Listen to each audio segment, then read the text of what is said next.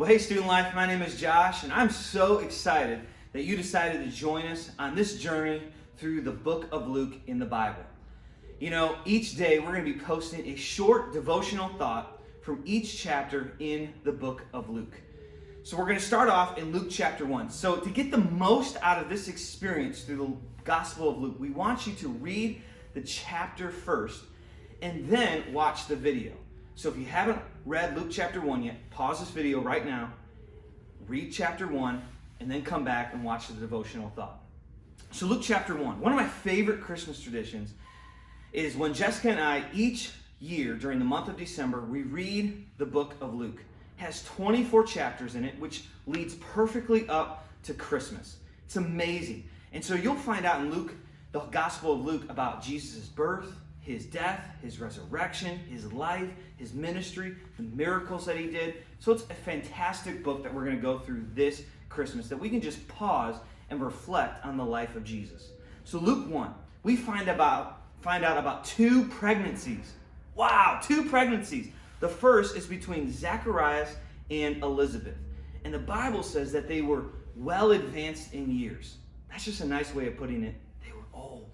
And so God promises them a baby. After praying for years and years, they prayed and God delivered and gave them a baby boy named John the Baptist.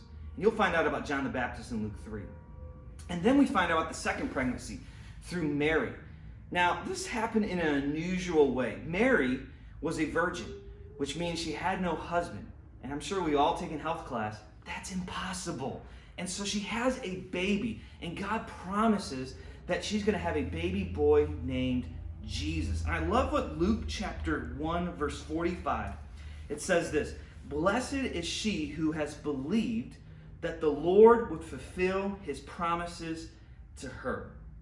Blessed is she who has believed that the Lord will fulfill his promises to her. Has God ever told you something crazy? Like, has God ever told you something that made zero sense?